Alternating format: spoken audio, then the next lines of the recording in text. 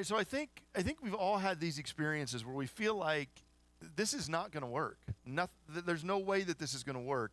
And at the very last minute, God comes through. And that's a part of this story that we're reading about David right now. It's that time in David's life where he thought he had everything together. Everything has completely fallen apart. And he finds himself depending over and over and over again on God coming through at the last minute. So if we remember a little bit of David's journey, he went from unknown to hero. So he was absolutely unknown. Samuel comes to town. Samuel asks his dad to bring all of his kids in. Jesse brings all of his kids in except David. Samuel's looking through and he's thinking that David's brothers look pretty good. God's saying to Samuel, nope, none of these are the ones. They had to go and get David out of the fields. And say David was anointed to become the next king, and then he goes back to his sheep in the wilderness. That's kind of anticlimactic. This is supposed to be a big thing. We're moving up, and it's, crash, back to the sheep in the wilderness. And then war broke out with the Philistines, which was a continual theme for the Israelites. And David stays home with the sheep. His brothers are fighting the war, but David gets stuck in the fields with the sheep. Until his dad's like, you know what, we probably need to send some supplies to your brothers, so why don't you take these supplies to your brothers? And David shows up on the battlefield just in time to hear Goliath's rant and his challenge to the Israelites. And he watches his brothers and all of the other Israelites just cower, saying, we're not going to go out and fight this guy. So David ends up fighting Goliath and goes from unknown to the national hero. And as he continues this, he ends up going from the national hero to enemy number one for the king. Because unfortunately, the stage is only big enough for one hero at this time. And that hero, King Saul wants to be that hero. He wants to be the one that everybody looks up to. But he wasn't the one who went out on the battlefield, although he should have been the one to go out on the battlefield. So Saul gets very jealous, and David becomes enemy number one.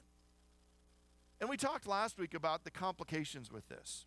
There's complications because David, as a part of his defeating Goliath, becomes very close with the royal family. He becomes best friends with Saul's son Jonathan. And Jonathan is supposed to become king after Saul. But all of a sudden, David is rising in the ranks, and everybody's looking to David, thinking David would be a better king. I wish we had more information about Jonathan. He sounds like an absolutely amazing young man because he does not get threatened by David. Instead, he chooses to be a friend to David when nobody else would. And David depends deeply on Jonathan, to the point that Saul gets so mad at Jonathan that he tries to kill Jonathan because he's passing information along to David.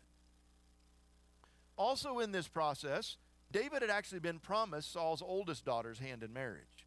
Saul, because he was a little bit jealous, decided not to give his oldest daughter, but then came through with a plan to try to get David killed and promises his youngest daughter instead. And so David marries into the family. So he's best friends with the oldest son. He's married to the youngest daughter. And the father-in-law hates David. David is enemy number one. And both David's wife and Jonathan take David's side against Saul, which makes Saul very, very angry. And so as Saul's jealousy rose to the surface and raged, David lost everything. He had to distance himself from his best friend because his being close to Jonathan caused Saul to try to kill Jonathan. And he was forced to leave. And in the time that he left, King Saul decided to be spiteful and give his wife to another man. So David ends up running for his life in the wilderness without his friends, without his wife. His family he had to take to another king and say, would you please take care of my family because Saul's trying to kill us all. And so we find ourselves in the wilderness with David. As David comes to the wilderness, a group of misfits join him. I say misfits. They're the disgruntled people. They're the ones that are angry. They're the ones who are so deeply in debt that they can't pay their debts. There's some things later in the story that makes us think that many of them probably have sold themselves into slavery to pay their debts, and then they choose not to work off that debt. And so they come and join David in the wilderness. And while they're in the wilderness with David, David is an amazing military leader, and he's able to form these misfits into an elite fighting team. They become an amazing team. And David learns how to lead while he's shaping this team, because he's working with people that are extremely difficult to work with, very disgruntled, very grumpy, and he has to show these men not only how to fight, but how to get along with one another. And that's hard, especially when they're all a little bit irritable to start with. And they live constantly on the run. They're constantly running away from King Saul. Saul is chasing them, and so they find themselves on the outskirts. And while they're on the outskirts, they'll fight with the Philistines. They'll protect some Jewish cities from the Philistines. But there's one enemy that they can't fight against, and that's King Saul and his entourage. The one battle that they would love to fight, that would keep them from having to run, they can't fight. Now, this week we read of several chases, because Saul was constantly chasing David. Saul and his elite warriors, and I say elite with some sarcasm, they're the best that Saul can come up with without David and without Jonathan, because those are his two best military leaders. And David, of course, is the one that they're chasing, and Jonathan is not going to chase David. And so Saul does his best to gather some of the young men, and they're chasing David through the wilderness. Now, it's interesting that as they're doing this, as Saul and his men are chasing David through the wilderness, they're neglecting Saul's primary job. When Saul was anointed king, there was one thing that Samuel said to him: "You are to defeat the Philistines." And Saul lost sight of the true enemy because he was so consumed with fighting David. So David and his men are fighting the Philistines. They're fending them off from the cities on the edge. And Saul is neglecting fighting the Philistines because he's too busy chasing David. Now, the first chase that we read about this week was David and his men rescuing a Jewish city that was kind of on the outskirts, but the Philistines had captured the city, and they were taking all of their grain and all of their livestock. And so David and his men come in, and they save the day. They rescue the Israelites from the Philistines. Now, as I said, that's Saul's job, not David's, but David's the one that ends up doing it. But interestingly, this city is not grateful for what David did, and they try to turn David over to King Saul. Leaves us scratching our head saying, what in the world? This guy just saved you, and now you're trying to turn him over. We don't always understand politics, but there's politics at play here. Yeah, we don't want to understand them, do we? And so David finds himself on the run again. I want us to read a little bit of this story because I think there's some powerful truths in this, and then we're going to talk about the other two chases this week as well. So 1 Samuel chapter 23, verse 26 through 20, I think it's through 29. So Saul went along one side of the mountain, and David and his men went along the other side. Even though David was hurrying to get away from Saul, Saul and his men were closing in on David to capture them. And then, at the last minute, at a point where David is either going to have to fight or give up his life, at the very last minute, Saul receives a message. Come quickly, because the Philistines have raided the land.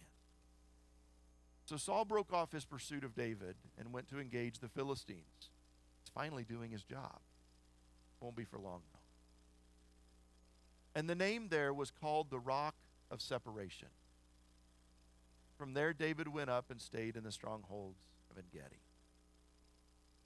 Now, it's easy for us to visualize this. The last time I looked at this passage, I was living in Iowa, and it was really hard for me to visualize this image of David hiding in the mountains, and Saul coming around one of the mountains. And they're one mountain, and one side is, or one group is on one side, one group is on the other. And David is this cat and mouse game. And David is trying to avoid a fight. And Saul is trying to attack. And so they find themselves back and forth around the mountain. And Saul probably, remember we've talked about Saul not being the brightest. Finally, Saul comes to this place where he's like, maybe we should separate. We'll go on both sides, and David is trapped. And at the very last minute, God comes through. Very last minute, God shows up and calls Saul away from the battle. So this first chase, as Saul is closing in, opposite sides of the mountain, Saul gets word that he's got to go do his real job, and he takes off to do his real job. The second chase, David is hiding in a cave. Saul is chasing around the wilderness trying to find David, has no luck finding David, but while he's here in the wilderness, Saul hears nature calling. Needs to use the restroom. We took family to Yellowstone Park yesterday. We heard nature calling a lot. Is there a restroom coming up? Yeah. So Saul goes into a cave to relieve himself. He's got to use a restroom. He's not going to do it in public. He's going to go into a cave. It just so happens that's the cave David is hiding in. Now, I want you to think about Saul's elite forces. These are the best that Saul could come up with without David or Jonathan. And they don't even think to clear out the cave and make sure there's nothing in there that can hurt Saul. And they don't even notice all of the footprints that say that David is in the cave. David has about 600 men. This is not a quiet group. They're hiding in the back of the cave. And Saul comes in to relieve himself. David's men get excited. I don't know why Saul didn't hear this. David's men are talking. God has delivered Saul into your hands. He's bending over. He's doing his business. Take care of him. And David is like, no, not going to do it. Instead, what he does is he creeps up behind Saul. And keep in mind, Saul did not have a phone to distract him at this moment. I don't know why he didn't hear this. He creeps up behind Saul and he cuts off the corner. Yeah, some things take attention. He cuts off the corner of Saul's robe. And then he creeps back. Saul finishes his business and he goes out of the cave. And none of Saul's elite forces caught wind of David. Maybe there's a smell that's masking that. I don't know. But they didn't notice that David was in there. They didn't see him come up that close to Saul to cut the corner off of his robe. They did not bring their hunting dogs, for sure. So Saul finishes his business, leaves the cave, and David waits for him to get a safe distance away and calls out to him. Hey, what are you chasing me for? Why are you wasting your time chasing me? I'm not trying to do anything. If I were trying to kill you, I would have just killed you in the cave. And he holds up the corner of Saul's garment, and Saul's like, what just happened there? How did you get that?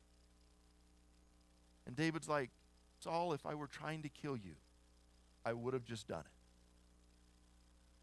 So Saul is repentant. I'm sorry, my son, he calls him. Because remember, this is the son-in-law. I'm sorry, my son. And he repents and gives up the chase. But it doesn't last long. Because people are talking to Saul, and Saul is kind of crazy at this point in his life. And there's only one thing that will calm Saul down, and that's somebody playing the lyre. And just so happens that David's the best lyre player in the land, and that was David's first job, was playing the lyre for Saul. And he can't calm himself down. He just keeps getting angry, and he keeps thinking about this, and so he goes after David again. And so David decides this time to sneak into Saul's camp. So Saul and his men are asleep. They're in a circle. And if there's one thing that we know about military movements is that somebody has to stay awake and keep guard, right? Somebody has to do that. And nobody does that. So all of Saul's elite forces are falling asleep with Saul. Not just asleep, deep sleep. And so David he takes one man with him, and they sneak into the camp. Now they're sneaking into the camp, and they're talking as they're coming into the camp. Not a good thing, not a good reflection of his leaders.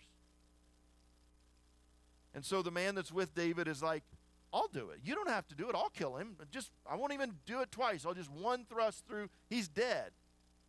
And David's like, no, we're not going to touch God's anointed. He said, here's what we're going to do. We're going to grab his water jug and his spear, and we're going to take off. So they do that. They take Saul's water jug and his spear, and they go to a safe distance, and David again calls out to Saul. Actually, he calls out to Abner, the chief bodyguard. He's like, hey, Abner, are you doing your job? Abner wakes up and is like, who's calling the king? He didn't call the king. He called Abner out.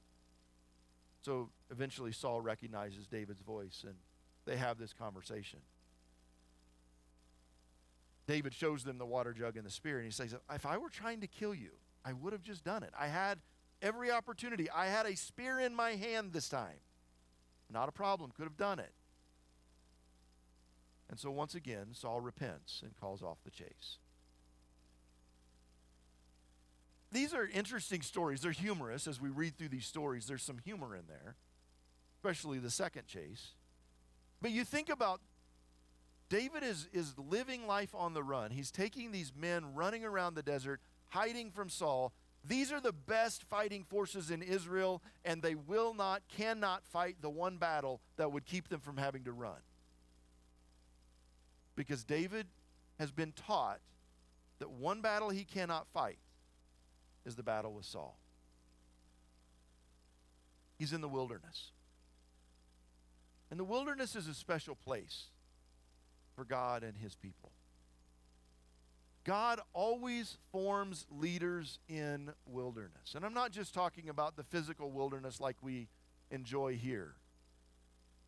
I'm talking about going through difficult circumstances. It's in the challenges that we face, the difficulties that we face.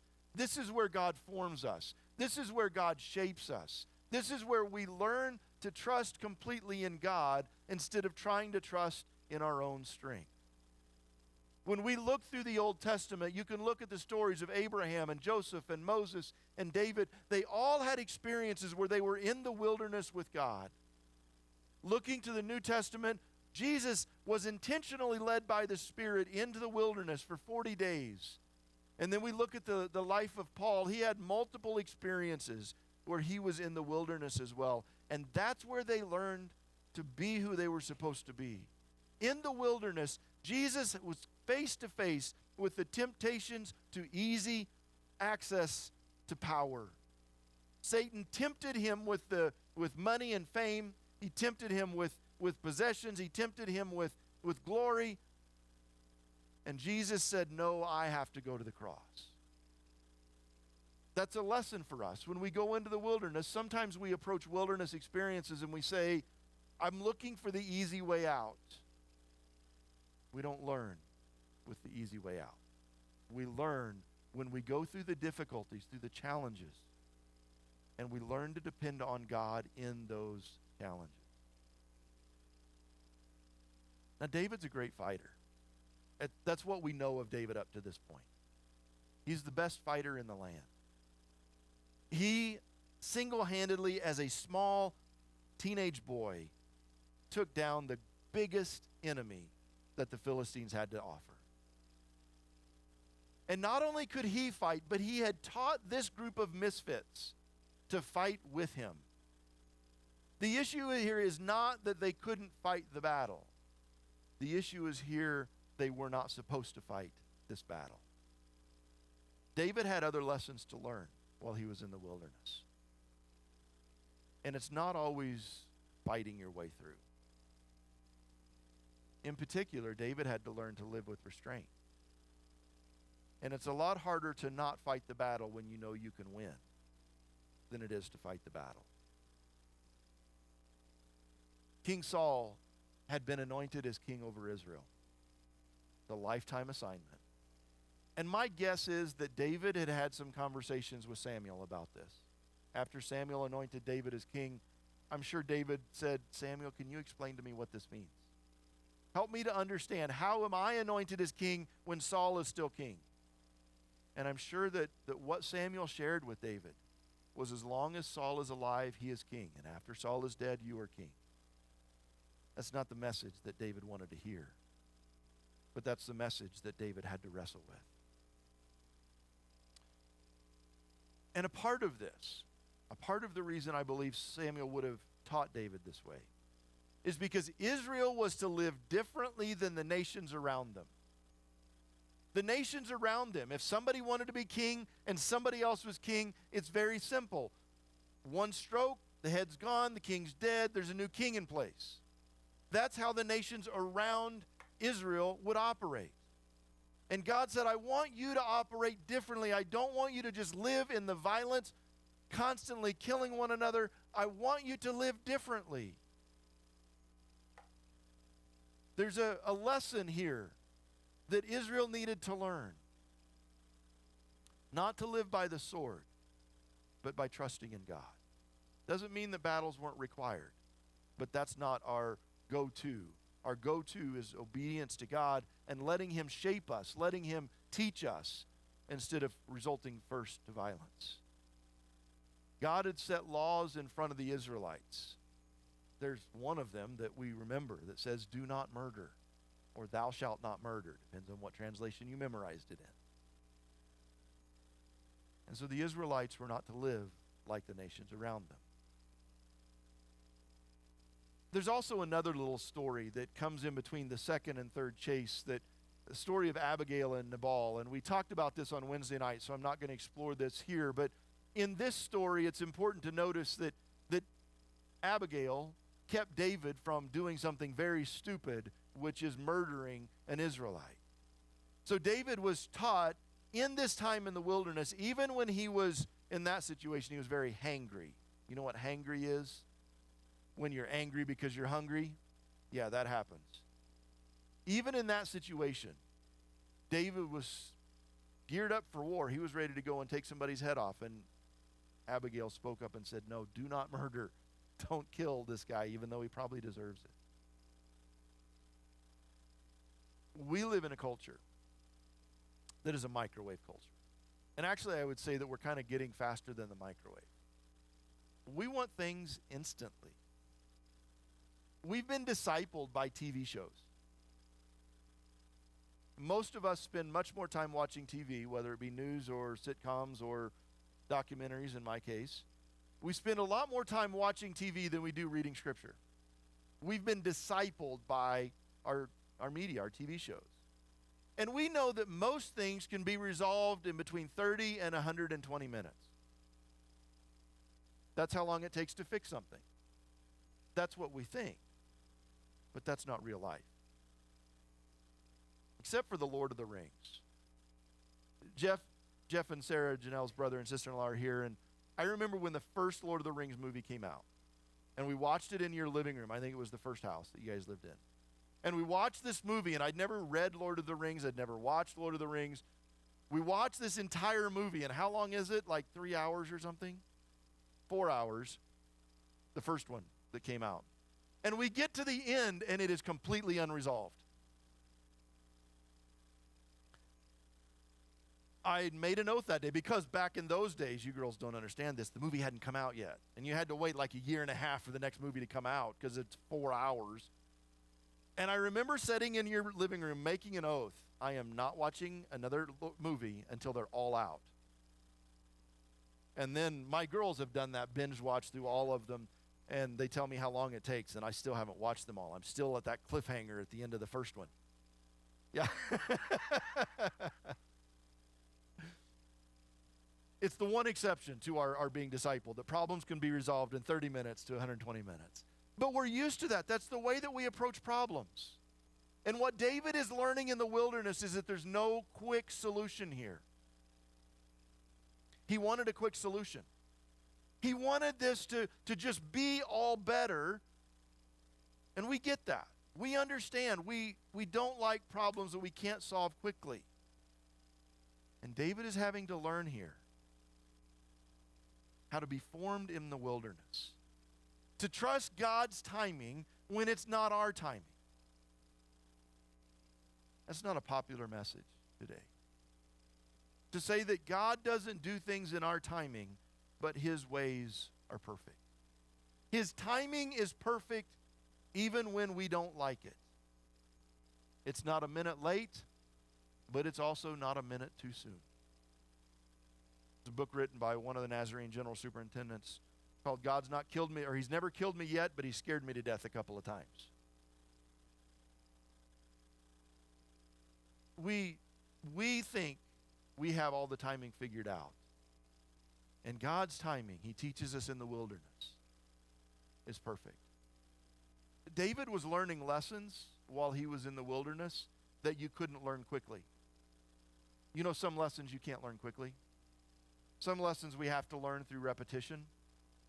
Some lessons we have to learn through over and over again being forced to depend on God to come through at just the right moment with just the right answer.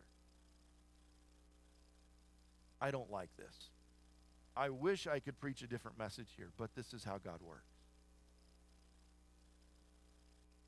In the wilderness, God also teaches us how to handle conflict. Not the easy way, not the quick way, not the way that they resolve things in a sitcom, not the way that they resolve it in a 2-hour movie. We learn how to resolve conflict in a way that takes time, that doesn't always go the way that we want it to at first, but in the end we look back and we say, yeah, that probably works better for everybody. And we also in the wilderness learn to handle conflict with people like Saul. You realize that there are some people that you cannot work it out with. Those people exist. It's not that it couldn't be worked out, but some people are so set in their ways that they will not admit that they are wrong for anything. No elbows here. I have family on my side, not on Janelle's side, on my side that are this way. Anytime you try to say, you know what, that was wrong, it's like, no, you just misunderstood. No, I didn't misunderstood. You said things that were wrong. No, you misheard. No, I didn't mishear. You were wrong. And there are people like Saul that you can't resolve conflict with. Sometimes people are so hard-hearted that you have to learn how to deal with yourself because you can't fix this. And wilderness means that you're living in these situations where you can't fix it. Sometimes, most of the time, we can resolve conflict, but sometimes you can't. Sometimes there are people like Saul, and you just have to say, okay, God, change me, shape me, help me to know how to deal with this without getting angry every morning when I wake up and every night when I go to bed. Change me so that I'm not up at 3 o'clock in the morning fretting about this. God, you have to do this because I can't. And in the wilderness, we learn how to handle conflict when we can't change others. And then there's conflict that David learned how to work with 600 disgruntled people and their wives and children. 600 grumpy men. That'd be a great movie, wouldn't it? 600 grumpy men. Yeah. You've got all of these people, and David is trying to resolve conflict here. We learn in this story that conflict isn't always about winning. That's not how we resolve conflict. There's some situations where you can't win. So sometimes resolving conflict is dealing with what is inside of you that makes you feel like you have to win. And being okay to accept that things aren't perfect because some people aren't perfect. There are some situations where no one wins. Situations like Saul and David. But there's some other lessons that I think speak to our mission as a church that we see here. We learn how to belong as we live in the wilderness together. As we go through difficult times and we're trying to interact with other people and we try to show them this is what it means for us to belong. I know that we're not perfect. I know I have rough edges. I know I wake up grumpy sometimes. But we go through this wilderness and we learn how to belong together. Kind of like growing up with family. I'll mess with my siblings, but nobody else better mess with them. Learning how to belong as we go through wilderness together. It's not easy, but it's worth it. This belonging goes beneath the just surface relationships that our culture thrives on. We thrive on just putting a status on Facebook and then commenting on that status. We don't know how people are really doing. We know what they want us to think about how they're doing, but we don't know how they're really doing. But going through wilderness, we learn how to really find a place and belong with one another. We learn how to rest in God in the wilderness. Not easy.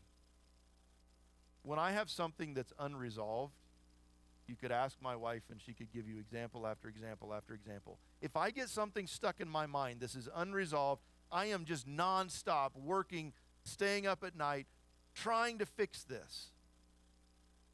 And sometimes I can't. Sometimes God says to me, Emmanuel, you need to rest. You need to rest in me, even though it's not resolved around you. And as David was living in the desert, on the run, 600 disgruntled men, their wives and children, a king chasing him that he couldn't fight against, David had to learn how to rest.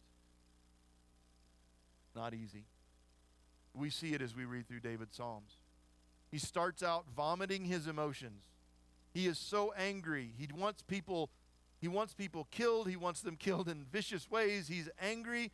And then by the end of the psalm, he will say something like, my soul rests in you. Can't fix it. Had to vomit for a minute. Can't fix it. Here we go. God, help me to rest in you. There are a lot of things that David faced that don't make sense. There's a lot of things that we face that don't make sense. There are a lot of things in life that just aren't fair, but we find refuge in God anyway, even when things aren't fair, even when things aren't right. But another thing that we learn in the wilderness is how to serve others. Because we learn to experience our own pain and brokenness, and we start to pay attention to the fact that other people can sometimes be jerks because they're experiencing pain and brokenness too. Sometimes people are treating us this way because they also are hurting. And so we learn to see other people as people. We become empathetic towards them. We can see their hurts and their pains and their needs. And instead of feeling like we have to criticize them because they don't have it together, we recognize we don't have it together either. And so we can see them and we serve them out of our own brokenness. Our mission as a church is to be a place to belong, to rest in Jesus, and to serve our community. And when our board set this mission, we didn't talk about how this gets formed, but here's how this gets formed. It gets formed through us going through difficult stuff together. It gets formed as we each face challenges and we learn how to share with others what we're wrestling with. And as we together wrestle through all of our stuff, we find a place to belong. We find what it means to rest in Jesus. And then out of our own brokenness, we learn how to serve others. That's not comfortable. Our culture teaches us hide the tough stuff, just put forward the good stuff, make everybody think that you've got it all together. The truth is we don't. None of us do. We learn to become a community. We learn how to rest in Jesus. We learn how to serve others as we go through wilderness. And every one of us has wilderness experiences. We may be in the middle of them right now. We may be on the tail end of them. We may be headed into them. But every one of us has wilderness experiences.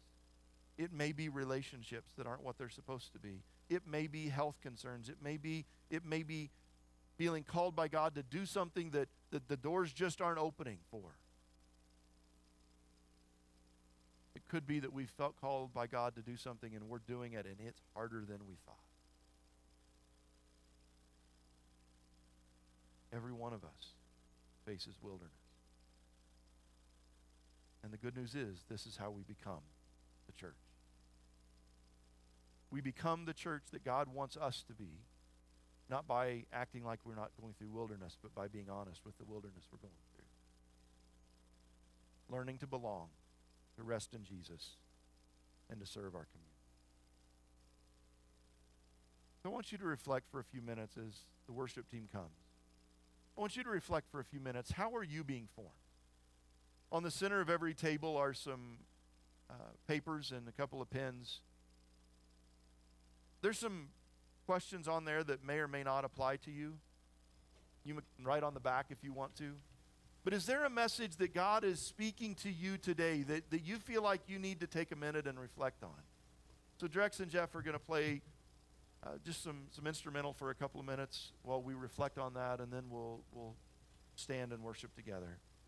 But I encourage you to think about, how are we being formed? How am I being formed? What do I need to hear today?